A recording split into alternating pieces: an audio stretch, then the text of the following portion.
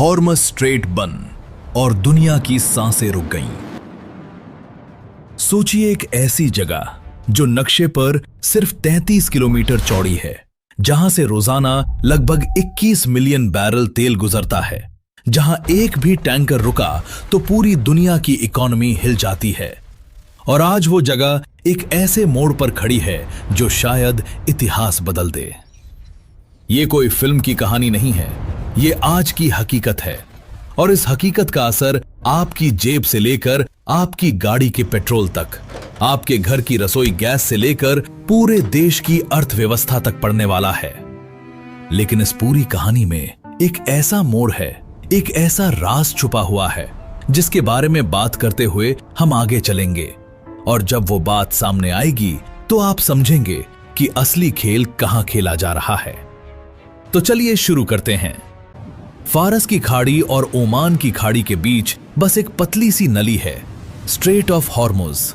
यह दुनिया का वो दरवाजा है जिसे अगर कोई बंद कर दे तो दुनिया के 1/4 से ज्यादा तेल की सप्लाई एक झटके में रुक जाए। सऊदी अरब, यूएई, इराक, कुवैत, कतर, इन सभी देशों का तेल इसी एक रास्ते से बाहर जाता है। और इस रास्ते के एक किनारे पर बैठा है ईरान, एक ऐसा देश जो पिछले कई दशकों से कह रहा है कि अगर हमें छेड़ा तो हम इसे बंद कर देंगे। और आज 2026 में वो धमकी सिर्फ धमकी नहीं रही। ईरान और इजराइल के बीच जो संघर्ष चल रहा है, जिसमें अमेरिका भी पूरी तरह उतर चुका है, उसने इस पूरे इलाके को एक ज्वालामुखी में बदल दिया है। इजराइल ने ईरान के कई बड़े मिलिट्री टारगेट्स को निशाना बनाया। अमेरिका ने अपने एयरक्राफ्ट कैरियर्स इस रीजन में तैनात किए। और ईरान, जो अब तक घाटे में रहा है, जिसके नेतृत्व को भारी नुकसान हुआ है, उसने खुलेआम कह दिया है कि हॉर्मस स्ट्रेट अब सेफ नहीं है। और यहीं से शुरू होती है भारत की सबसे बड़ी मुसीबत। भारत अपनी कुल तेल जरूरत का लगभग 50% इसी एक रास्ते से मंगाता है। इराक, सऊदी अरेबिया, यूएई, ये सब भारत के टॉप ऑयल सप्लायर्स हैं और इन सब का तेल हॉर्मस से होकर ही आता है। अब जरा सोचिए, अगर ये रास्ता बंद हो जाए तो भारत के पास कितना समय है, कितने दिन चल सकता है देश? सरकारी आंकड़े कहते हैं कि भारत के पास स्ट्रेटेजिक पेट्रोलियम रिजर्व यानी रणनीतिक तेल भंडार सिर्फ 9.5 दिनों का है। 9.5 दिन।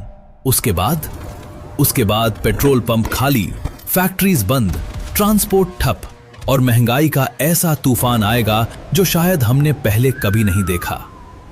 यह सुनने में अतिशयोक्ति लग सकती है, लेकिन यह फैक्ट है और इस फैक्ट को समझना बेहद जरूरी है। अब एक पल के लिए रुकिए और सोचिए, दुनिया के बाकी देशों का क्या? चीन अपनी 40% से ज्यादा एनर्जी नीड्स इसी रूट से पूरी करता है। जापान और साउथ कोरिया तो लगभग पूरी तरह इसी पर निर्भर है। यूरोप भी इस रूट से तेल लेता है। यानी हॉर्मस बंद हुआ तो यह सिर्फ एक देश की समस्या नहीं, यह पूरी दुनिया की इकोनॉमी पर एक साथ हमला होगा। और ऐसे में सवाल उठता है, क्या कोई ऑल्टरनेटिव है? क्या कोई दूसरा रास्ता है? हाँ है, लेकिन उतना आसान नहीं जितना सुनने में लगता है। सऊदी अरब के पास एक पाइपलाइन है, ईस्ट वेस्ट पाइपलाइन, जो रेड सी तक तेल ले जा सकती है, लेकिन उसकी कैपेसिटी सीमित है और वो पूरी दुनिया की डिमांड पूरी नहीं कर सकती। यूएई के पास भी एक पाइपलाइन है जो फुजैरा तक जाती है, हॉर्मुज को बाईपास करते हुए। लेकिन फिर भी इन सबको मिला दें तो भी हॉर्मुज की जगह नहीं ली जा सकती। ये दरवाजा इतना बड़ा है, इतना जरूरी है कि इसका कोई पूरा विकल्प आज तक नहीं बना। अब यहां एक और सवाल आता है और ये सवाल बहुत दिलचस्प है। ईरान ने पहले कभी इसे पूरी तरह बंद क्यों नहीं किया? आखिर ये धमकी दशकों से चली आ रही है। 1980 के ईरान इराक वॉर में भी, 2011 से 12 के न्यूक्लियर सैंक्शंस के दौरान भी, 2019 में टैंकर वॉर के दौरान भी। लेकिन हर बार ईरान पीछे हट गया। क्यों? क्योंकि ईरान का खुद का तेल भी इसी रास्ते से जाता था। हॉर्मुज बंद करने का मतलब था अपने पैरों पर खुद कुल्हाड़ी मारना। ईरान की इकोनॉमी पहले से ही सैंक्शंस की मार से टूटी हुई थी। ऐसे में वो अपनी आमदनी का एकमात्र बड़ा जरिया खुद नहीं काट सकता था। लेकिन अब सिचुएशन बदल गई है। और ये बदलाव ही इस पूरी कहानी का सबसे चौंकाने वाला हिस्सा है, जिसके बारे में हम आगे बात करेंगे। क्योंकि अब ईरान के पास खोने के लिए बहुत कम बचा है और इसी सोच ने पूरे खेल को पलट दिया है। अभी के लिए अगर आप ये वीडियो पसंद कर रहे हैं तो एक काम जरूर करें, नीचे लाइक बटन दबाएं और हमारे चैनल को सब्सक्राइब करें, क्योंकि आगे जो जानकारी आने वाली है वो आपको किसी और जगह नहीं मिलेगी। अब समझते हैं वो बदलाव जो दुनिया की नींव हिला रहा है। ईरान के सुप्रीम लीडर आयतोल्लाह खमेनेई के करीबी कमांडर्स एक एक करके खत्म किए जा चुके हैं। IRGC यानी इस्लामिक रेवोल्यूशनरी गार्ड कॉर्प्स के टॉप ब्रस को टारगेटेड स्ट्राइक्स में नुकसान हो चुका है। हिजबुल्लाह कमजोर पड़ चुका है। हमास की कमर टूट चुकी है। यानी ईरान का वो पूरा नेटवर्क जिसे वो एक्सिस ऑफ रेजिस्टेंस कहता था, आज बिखरा हुआ है। और जब कोई देश इतना घायल होता है, इतना कोने में धकेला जाता है, तो उसके दो ही रास्ते होते हैं, या तो वो झुक जाए या फिर वो ऐसा कदम उठाए जो सबको हिला दे। और ईरान ने दूसरा रास्ता चुना। हॉर्मज स्ट्रेट में ईरानी नेवी और IRGC की बोट्स ने कमर्शियल टैंकर्स को इंटिमिडेट करना शुरू कर दिया। कुछ टैंकर्स को रोका गया, कुछ को वार्निंग शॉट्स दिए गए। इंश्योरेंस कंपनीज ने इस रूट को हाई रिस्क जोन घोषित कर दिया, जिसका मतलब है कि अब इस रास्ते से तेल ले जाना न सिर्फ खतरनाक है बल्कि बेहद महंगा भी हो गया है। और जब शिपिंग कॉस्टली हो जाती है तो उसका सीधा असर उस तेल की कीमत पर पड़ता है जो आपकी गाड़ी में जाता है। अब जरा ग्लोबल पिक्चर देखते हैं। जब हॉर्मज डिसरप्टेड होता है, चाहे पूरी तरह बंद हो या सिर्फ पार्शियली रिस्ट्रिक्टेड हो, तो ऑयल मार्केट्स में पैनिक की लहर दौड़ जाती है।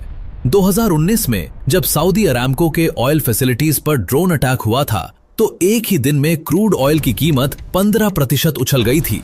वो तो सिर्फ एक अटैक था। अब सोचिए, अगर पूरा हॉर्मज स्ट्रेट वीक्स या मंथ्स के लिए डिसरप्टेड हो जाए।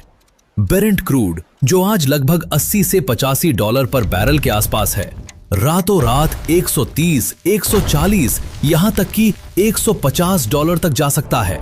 और जब क्रूड इतना महंगा होगा तो भारत में पेट्रोल की कीमत, आज जो पेट्रोल आप 100 से 105 रुपए में भरते हैं, वो 130 से 150 रुपए प्रति लीटर तक जा सकता है।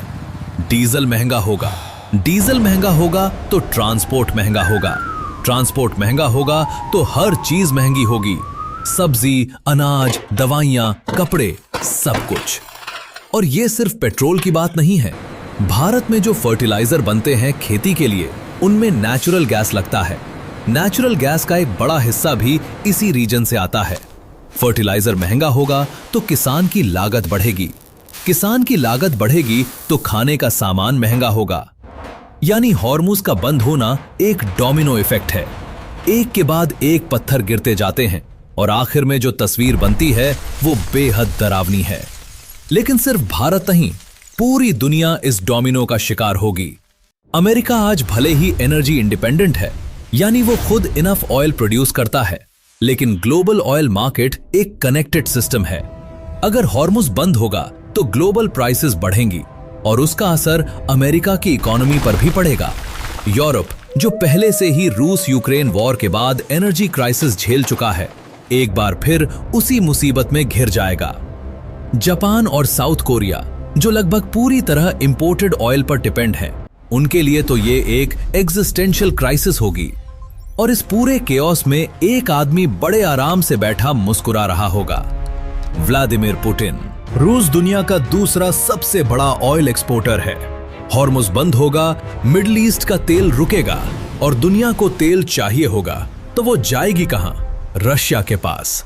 भारत पहले से ही रशिया से डिस्काउंटेड ऑयल ले रहा है, चाइना भी ले रहा है, लेकिन हॉर्मुज क्राइसिस के बाद ये डिस्काउंट वाली डील खत्म हो जाएगी।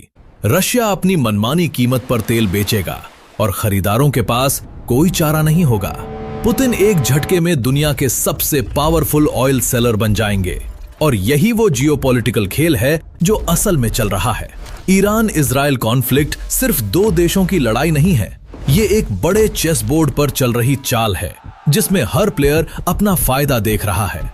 अब सवाल आता है, भारत इस सब में क्या करेगा? क्या भारत सरकार हाथ पर हाथ धरे बैठी है या कोई प्लान है? क्या मोदी गवर्नमेंट के पास कोई ऐसी स्ट्रैटेजी है जो भारत को इस तूफान से बचा सके? और यहीं से शुरू होती है सबसे इंटरेस्टिंग कहानी, क्योंकि भारत की डिप्लोमैटिक मूव्स, उसकी एनर्जी डाइवर्सिफिकेशन की कोशिशें और उसके स्ट्रेटेजिक रिजर्व्स की असली हकीकत, ये सब मिलकर एक ऐसी तस्वीर बनाते हैं जो आपको सोचने पर मजबूर कर देगी। भारत के पास 3 स्ट्रेटेजिक पेट्रोलियम रिजर्व साइट्स हैं, विशाखापट्टनम, मैंगलोर और पदुर में। कुल मिलाकर इनमें लगभग 5.33 मिलियन मेट्रिक टन तेल स्टोर हो सकता है। सुनने में बड़ा लगता है, लेकिन यह सिर्फ 9.5 दिनों की जरूरत पूरी करता है, जबकि IEA यानी इंटरनेशनल एनर्जी एजेंसी का स्टैंडर्ड है कि हर देश के पास कम से कम 90 दिनों का स्ट्रेटेजिक रिजर्व होना चाहिए। भारत उस टारगेट से बहुत पीछे है, और यही वो कमजोरी है जो हॉर्मुज क्राइसिस में भारत को सबसे ज्यादा वल्नरेबल बनाती है। लेकिन क्या सिर्फ यही कमजोरी है, या इस पूरी कहानी में और भी परतें हैं जो अभी तक सामने नहीं आई हैं? क्योंकि जब हम भारत की एनर्जी पॉलिसी को गहराई से देखते हैं तो एक ऐसी बात सामने आती है जो आपको हैरान कर देगी कि हम इतने सालों में इस कमजोरी को दूर क्यों नहीं कर पाए। और इसके पीछे जो कारण है वो सिर्फ इकोनॉमिक नहीं है, वो पॉलिटिकल भी है और स्ट्रेटेजिक भी। अगर आप इस चैनल पर नए हैं तो अभी सब्सक्राइब कर लीजिए, क्योंकि इस तरह की इन डेप्थ एनालिसिस आपको यहाँ हमेशा मिलती रहेगी। और ये वीडियो अभी खत्म नहीं हुई, असली खुलासा अभी बाकी है। तो समझते हैं भारत सरकार की असली रणनीति। जब हॉर्मस का खतरा बढ़ा तो भारत ने चुपचाप कई मोर्चों पर काम शुरू किया। पहला मोर्चा था सप्लाई डाइवर्सिफिकेशन। भारत ने रशिया से तेल खरीदना तेजी से बढ़ाया। 2022 से पहले भारत रशिया से बहुत कम तेल लेता था, 1% से भी कम। लेकिन यूक्रेन वॉर के बाद जब रशिया पर सैंक्शंस लगे और उसका तेल सस्ता मिलने लगा तो भारत ने मौका देखा, और आज रशिया भारत का नंबर 1 ऑयल सप्लायर बन चुका है। ये एक मास्टर स्ट्रोक था, क्योंकि इससे मिडिल ईस्ट पर निर्भरता थोड़ी कम हुई। लेकिन हॉर्मस क्राइसिस में ये डाइवर्सिफिकेशन भी काफी नहीं होगी, क्योंकि रशिया की सप्लाई पाइपलाइन की भी अपनी लिमिटेशंस हैं। दूसरा मोर्चा था डिप्लोमैटिक एंगेजमेंट। भारत ने ईरान के साथ अपने रिश्ते कभी पूरी तरह नहीं तोड़े, चाहे अमेरिका का कितना भी दबाव रहा हो। चबहार पोर्ट, ईरान में बना वो बंदरगाह जिसमें भारत ने इन्वेस्ट किया, ये सिर्फ ट्रेड रूट नहीं है, ये भारत का एक स्ट्रेटेजिक इंश्योरेंस पॉलिसी है। अगर हॉर्मस बंद हो तो चबहार के जरिए भारत सेंट्रल एशिया और अफगानिस्तान तक पहुंच सकता है। ये उतना एफिशिएंट नहीं होगा, लेकिन ये एक बैकअप है जो भारत ने सालों पहले सोचकर तैयार किया था। तीसरा मोर्चा, और ये सबसे कम चर्चित लेकिन सबसे इंपॉर्टेंट है, था इंडिया का नेवल प्रेजेंस बढ़ाना। इंडियन नेवी ने पिछले कुछ सालों में अरेबियन सी में अपनी गतिविधियां तेज की हैं। एंटी पायरेसी ऑपरेशंस के नाम पर इंडियन वॉरशिप्स इस रीजन में तैनात हैं। ये सिर्फ पायरेट से बचाने के लिए नहीं है, ये एक क्लियर सिग्नल है कि भारत अपने ऑयल टैंकर्स की सुरक्षा के लिए मिलिट्री फोर्स तक यूज करने को तैयार है। लेकिन ये सब करने के बावजूद एक सवाल बना रहता है, क्या ये काफी है? जवाब है नहीं। और यही वो कड़वी सच्चाई है जो कोई नहीं बोलना चाहता। भारत की रिन्यूएबल एनर्जी की तरफ जाने की रफ्तार बढ़ी है। सोलर, विंड, ग्रीन हाइड्रोजन, सब पर काम हो रहा है। लेकिन आज की तारीख में भारत की इकोनॉमी का इंजन अभी भी फॉसिल फ्यूल्स पर चलता है। इलेक्ट्रिक व्हीकल्स आ रही हैं, लेकिन देश का majority transport system, trucks, buses, trains अभी भी डीजल पर है। यानी शॉर्ट टर्म में अगले 5 से 10 साल में भारत मिडिल ईस्ट के तेल के बिना नहीं जी सकता। और यहां आती है वो बात जो इस पूरी कहानी को एक अलग डायमेंशन देती है। हॉर्मुज स्ट्रेट को लेकर एक ऐसा पहलू है जिस पर दुनिया के बड़े एनालिस्ट भी खुलकर बात नहीं करते, और वो ये है, क्या अमेरिका सच में हॉर्मस को खुला रखना चाहता है? सुनने में अजीब लगता है, लेकिन सोचिए, अमेरिका आज एनर्जी इंडिपेंडेंट है। उसे मिडिल ईस्ट के तेल की उतनी जरूरत नहीं जितनी 1990 में थी। लेकिन हॉर्मस पर कंट्रोल रखने से अमेरिका को एक और चीज मिलती है, लेवरेज।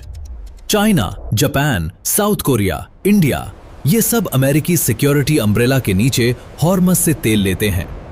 अगर अमेरिका चाहे तो वो इस लेवरेज को कभी भी यूज कर सकता है। यानी हॉर्मुज सिर्फ एक तेल का रास्ता नहीं है, ये एक जियोपॉलिटिकल वेपन है। और इसे कौन कंट्रोल करता है, यही असली सवाल है। ईरान कहता है ये हमारा है, अमेरिका कहता है ये इंटरनेशनल वाटर्स हैं, और बाकी दुनिया बस देखती रहती है, क्योंकि किसी की भी हिम्मत नहीं है कि वो इस खेल में डायरेक्टली उतरे। भारत की पोजीशन इसमें सबसे मुश्किल है। वो ना तो अमेरिका को नाराज कर सकता है, ना ईरान को, ना रूस को, ना सऊदी अरब को। ये वो टाइट रोप वॉक है जो इंडिया ने पिछले कई सालों से की है और इसे स्ट्रेटेजिक ऑटोनॉमी का नाम दिया है। लेकिन हॉर्मुज क्राइसिस में ये ऑटोनॉमी कितने काम आएगी, ये आने वाले वक्त में पता चलेगा। अब एक आखिरी और सबसे जरूरी बात, ये जो संकट है हॉर्मुज का, एनर्जी सिक्योरिटी का, जियोपॉलिटिक्स का, ये अचानक नहीं आया। ये दशकों की उस नीति का नतीजा है जिसमें दुनिया के देशों ने फॉसिल फ्यूल्स पर इतनी निर्भरता बना ली कि एक 33 किलोमीटर चौड़ी जगह पूरी दुनिया को घुटनों पर ला सकती है। और जब तक दुनिया इस निर्भरता से बाहर नहीं निकलती, तब तक हॉर्मुज जैसे चोक पॉइंट्स हमेशा एक लोड गन की तरह दुनिया के सिर पर तने रहेंगे। भारत के लिए ये वेकअप कॉल है। स्ट्रेटेजिक रिजर्व्स बढ़ाने होंगे, रिन्यूएबल एनर्जी की रफ्तार तेज करनी होगी और डिप्लोमेटिक रिलेशनशिप्स को और मजबूत करना होगा, न सिर्फ मिडिल ईस्ट से बल्कि अफ्रीका, सेंट्रल एशिया और लैटिन अमेरिका के ऑयल प्रोड्यूसर्स से भी। क्योंकि अगली बार जब हॉर्मुज बंद होगा, और इतिहास कहता है कि ये मोमेंट आएगा जरूर, तो भारत को तैयार रहना होगा। और अगर आपने ये वीडियो पूरी देखी तो आप उन लोगों में हैं जो सिर्फ हेडलाइंस नहीं, असली खेल समझते हैं। इस वीडियो को लाइक करें, और अगर आपने अभी तक चैनल सब्सक्राइब नहीं किया तो अभी कर लीजिए, क्योंकि हम जल्द ही एक ऐसी मिस्ट्री लेकर आने वाले हैं जो इस हॉर्मुज की कहानी से भी बड़ी है। एक ऐसा राज जो समुद्र की गहराइयों में छुपा है, जिसे दुनिया की सबसे बड़ी ताकतें दबाना चाहती हैं, और जो जब सामने आएगा तो आप हैरान रह जाएंगे। उस वीडियो को मिस मत करना, इसीलिए चैनल को सब्सक्राइब करके बेल आइकन जरूर दबाएं, ताकि जैसे ही वो वीडियो आए आप सबसे पहले देखें। यह दुनिया एक शतरंज बोर्ड है और हॉर्मुज उस बोर्ड का सबसे खतरनाक घर। खेल अभी जारी है।